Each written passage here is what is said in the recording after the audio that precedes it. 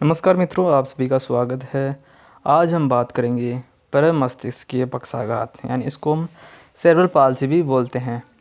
इसके बारे में आज जानेंगे कि ये किस प्रकार की डिसेबिलिटी है और इसके जो किस प्रकार से पहचान कर सकते हैं कि एक बच्चे में सेरेब्रल पाल्सी पाई गई है या सेरेब्रल पाल्सी से बच्चा ग्रसित है। और ये है हमारे लोकोमोटर डिसेबिलिटी का एक पार्ट, जो कि हमने पिछले वीडियो में जाना था कि लोकोमोटर डिसेबिलिटी के जो गामक अक्षमताएं हैं उसके चलने फिरने में जो जो समस्याएं आती है उसमें से एक समस्या प्रमस्तिष्कीय पक्षाघात के कारण भी हो सकती है। आज इसके बारे में जानते हैं, इसका ऐतिहासिक पृष्ठभूमि पहचानते हैं, यानी जो प्रारंभ में क्या सिचुएशन थी और किस प्रकार से इसको पहचाना गया और क्या क्या प्रयास किए गए। सबसे पहले बात करते हैं विलियम लिट्स की, जिन्होंने एक शल्य चिकित्सक थे, जिन्होंने 1760 ईस्वी में बच्चों में एक ऐसी असामान्यता देखी कि जिनमें हाथ और पाँव की मांसपेशियों में कड़ापन पाया जाता है। ऐसे बच्चों को वस्तु पकड़ने और चलने में कठिनाई होती थी, जिसे लंबे समय तक लिट्स रोग के नाम से जाना जाता था, क्योंकि इन्होंने बताया था कि ये एक रोग है, तो इन्हीं के नाम पर इस बीमारी को पहचाना गया था कि लिट्स रोग है। और इन्होंने ही इस जो लिट्स है या प्रमस्तिष्क पक्षाघात है, इसकी सबसे पहले चर्चा की थी।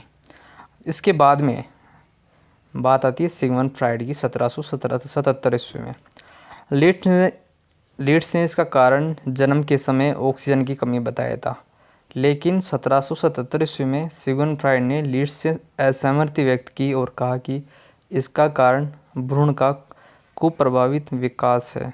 गर्भावस्था के दौरान लंबे समय तक चिकित्सा एवं जन्म के समय की गड़बड़ी ही इसका प्रमुख कारण है। 1970 में हुए एक अध्ययन में देखा गया कि जन्म के समय की गड़बड़ी मात्र 10% मरीजों में पाई गई थी। अधिकतर प्रमस्तिष्कीय पक्षाघात से ग्रसित व्यक्तियों में इसके कारण का पता नहीं चल पाया, अतः आज भी शोध का विषय बना हुआ है। अब इसके हम अर्थ के बारे में जानते हैं कि जो प्रमस्तिष्कीय पक्षाघात है इसको सेरेब्रल पाल्सी भी कहते हैं।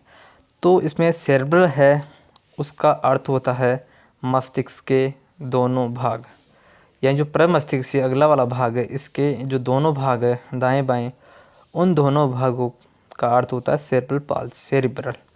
और पाल्सी का अर्थ होता है कि इसमें यानी जो दोनों भाग है इसमें असामान्यतया क्षति से या तो किसी प्रकार की गड़बड़ी या चोट से या किसी प्रकार की क्षति से, कमी से शारीरिक गति यानी अपने शरीर को संचालन में गति का नियंत्रण को नष्ट करता है। यानी बच्चा जो चाहे वो कार्य नहीं कर पाता, अपने अंग को अपने हिसाब से संचालित करना चाहता है पर वो नहीं कर पाता, क्योंकि उसके मस्तिष्क में जो अंग है प्रमस्तिष्क पक्षाघात प्रमस्तिष्क है, जो कि इन पर कंट्रोल करता है अपना हमारे अंगों पर, जो गामक अंग है उन पर, तो वो समाज कंट्रोल नहीं हो पाता, जिसके कारण वो बच्चा चाहे वैसे कार्य नहीं कर पाते, जिसके कारण समायोजन में प्रॉब्लम हो जाती है। ये जीवन के आरंभिक वर्षों में दृष्टिगोचर होता है, यानी जीवन के जो प्रारंभिक वर्ष है उनमें इसको देखा जा सकता है। अतः ये असामान्यताएं मांसपेशीय शिराओं में कठिनाई के फलस्वरूप होती है, जिसके कारण गति पर नियंत्रण पाने में मस्तिष्क की योग्यता कम और ख़त्म हो जाती है। प्रमस्तिष्कीय पक्षाघात वाले व्यक्ति को शारीरिक गति के नियंत्रण में अलग अलग प्रकार से कठिनाई आती है। किसी को सूक्ष्म गामक क्रियाकलाप में आती है तो किसी को स्थूल गामक यानी शारीरिक संतुलन बनाने में या चलने में कठिनाई महसूस होती है। इसके लक्षण अलग अलग व्यक्ति में अलग अलग प्रकार से होते हैं तथा एक ही व्यक्ति में समय एवं अवस्था के साथ लक्षण बदल भी जाते हैं। कुछ प्रमस्तिष्कीय पक्षाघात वाले व्यक्ति मृगी या मंदबुद्धि भी हो सकते हैं। अब आगे बात करते हैं इसका सामान्य परिचय की। तो प्रमस्तिष्क का अर्थ होता है मस्तिष्क का लकवा। ये दिमागी क्षति बच्चे के जन्म के से पहले भी हो सकती है, जन्म के समय भी हो सकती है और जन्म के बाद भी हो सकती है। यानी जो 3 वर्ष का अंतर है जन्म के बाद, उसमें कभी भी इस प्रकार की क्षति देखी जाएगी तो वह हमारे प्रमस्तिष्कीय पक्षाघात है, जिसमें जितनी ज़्यादा मस्तिष्क क्षति होगी उतना ही अधिक बच्चे में मानसिक विकलांगता बढ़ जाती है। अतः स्नायु आंतरिक दोष के कारण होने वाली स्थिति जिसमें मस्तिष्क क्षतिग्रस्त होने से शरीर संचालन एवं गति प्रभावित होती है, प्रमस्तिष्कीय पक्षाघात कहलाती है। इसके कई कई तरह से परिभाषित किया गया है। तो कुछ परिभाषाएं हैं जिसका हम यहाँ पर बात करेंगे। सबसे पहले परिभाषा आती है United cerebral palsy research and education foundation के द्वारा। तो इन्होंने दिया था कि मस्तिष्क पहला इन्होंने कारण बताए थे, कुछ कारण 5 प्रकार के कारण बताए थे। इन कारण अगर किसी बच्चे में पाए जाते हैं ये कारण, तो वो एक सेरेब्रल पाल्सी बच्चा है। पहला कारण क्या था कि मस्तिष्क में चोट के कारण उत्पन्न होता है। ये जो प्रमस्तिष्क से पक्षाघात है ये बच्चे के चोट के कारण उत्पन्न होता है। जिसके दूसरा है कि जिसके कारण गामक क्रियाओं में विक्षोभ जैसे पक्षाघात, कमजोरी, असंतुलन उत्पन्न हो जाता है। चोट के कारण क्या होता है कि बच्चे के चलने फिरने की जो भी क्रियाकलाप है उस करने में या तो कमजोरी आएगी या अपने शरीर का संतुलन नहीं बना पाएगा। तीसरा कारण बताया था कि लक्षणों का एक समूह पाया जाता है। समूह कैसे कि हाथ भी डैमेज हो सकता है, पैर भी लकवा मार सकता है, या दोनों पैर भी मार सकते हैं, दोनों हाथ भी मार सकते हैं लकवा, या पूरा शरीर भी लकवा मार सकता है। इस प्रकार से समूह में इसके लक्षण बताए गए हैं। उत्पत्ति बाल्यावस्था में होती है। जो प्रमस्तिष्क से पक्षाघात है इसकी उत्पत्ति बाल्यावस्था में हो सकती है, यानी 3-4 वर्ष से पहले किसी भी प्रकार की चोट से मस्तिष्क में, या जन्म के पहले, जन्म के बाद जो क्रियाएं हैं या किसी प्रकार की चोट है वो बाल्यावस्था से पहले होती है, तो वो प्रमस्तिष्क से पक्षाघात बालक हो सकता है।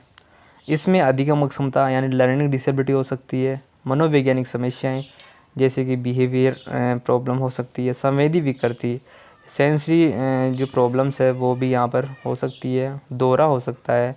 आंगिक व्यवहार में विकृति पाई जाती है। तो ये जो तत्व बताए थे वो हमारे United cerebral palsy research and education foundation के द्वारा ये परिभाषा दी गई थी।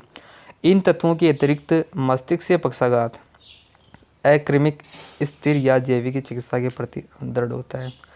तो ये हमने परिभाषा बात कर ली। ये परिभाषा दी गई थी United cerebral palsy research and education foundation के द्वारा। अब दूसरी परिभाषा आती है, वो भी काफ़ी इम्पोर्टेंट है। वो दी गई थी बार्ट्सो एंड पेरिस के द्वारा दी गई थी 1986 ईस्वी में। ये परिभाषा बहुत इम्पोर्टेंट है। इस पर बात करते हैं कि प्रमस्तिष्क से पक्षाघात एक जटिल, अप्रगतिशील, यानी ये हो गई बीमारी, ये ज़्यादा बढ़ेगी नहीं, जो भी है वो स्थिर रह जाएगी, जो जीवन के प्रथम 3 वर्षों में हुई मस्तिष्कीय क्षति के कारण उत्पन्न होती है, जिसके फलस्वरूप मांसपेशियों में सामंजस्य नहीं होने के कारण तथा कमजोरी से अपंगता हो जाती है। एक बार मस्तिष्क से क्षतिग्रस्त हो जाने के बाद पुनः ठीक नहीं किया जा सकता और नहीं बढ़ता है, यानी जो प्रॉब्लम है उसको ठीक भी नहीं किया जा सकता और प्रॉब्लम बढ़ेगी भी नहीं। इसके बावजूद भी संचालन तथा शरीर की स्थितियों तथा उससे जुड़ी समस्याओं में थोड़ा सुधार किया जा सकता है। प्रशिक्षण के द्वारा या बिहेवियर मैनेजमेंट के द्वारा स्पीच प्रॉब्लम को दूर करके वोकेशनल थेरेपी देके, फिजियोथेरेपी देके, आदि थेरेपी देके उसकी जो प्रॉब्लम्स है उनको काफ़ी हद तक सुधार किया जा सकता है। तो ये हमने परिभाषा की बात कर ली। दोनों परिभाषाएं काफ़ी इम्पोर्टेंट है। अब आगे बात करते हैं इसके प्रकारों की। प्रमस्तिष्क से पक्षाघात के कुछ प्रकार हैं जिनका वर्गीकरण कई पद्धतियों में किया गया है। इसका वर्गीकरण के लिए अलग अलग संदर्भ और निष्कर्ष है, जिसके अनुसार प्रमस्तिष्क से पक्षाघात का वर्गीकरण निम्न प्रकार से किया गया है। जो पहला प्रकार है वो है तीव्रता के प्रमाण के अनुसार, यानी कि जो लक्षण है वो किस प्रकार से दिखाई दे रहे। तीव्र है, ज़्यादा डैमेज किया हुआ शरीर को या ज़्यादा नुकसान पहुँचाया हुआ है, या लकवा ज़्यादा है, कम है, उसके हिसाब से हम तीव्रता के आधार पर भी इसका वर्गीकरण कर सकते हैं। दूसरा है प्रभावित अंग की संख्या के अनुसार, यानी हाथ केवल हाथ है, दोनों हाथ है, एक पैर है, दोनों पैर है, या संपूर्ण शरीर है, या एक हाथ एक पैर है, तो इस प्रकार से भी इसका विभाजन किया गया है। तीसरा आता है चिकित्सीय लक्षणों के आधार पर।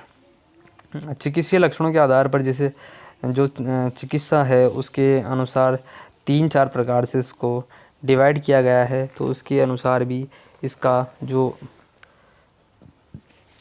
वर्गीकरण है वो किया गया है, जैसे स्पास्टिसिटी, एथोसिस और अटेक्सिया, मिक्स्ड में सभी प्रकार की प्रॉब्लम्स दिखाई देती है। तो ये हमने प्रकार बढ़े। और आगे हम बात करेंगे इसके शीघ्र हस्तक्षेप की, लक्षणों से कैसे पहचान सकते हैं इस प्रकार के बच्चों के लिए, पुनर्वास के लिए हम क्या क्या कर सकते हैं और इसके बचाव के लिए हम क्या उपाय कर सकते हैं, इसका प्रबंधन हम किस प्रकार से कर सकते हैं। तो आगे के वीडियो में हम इसी के बारे में जानेंगे।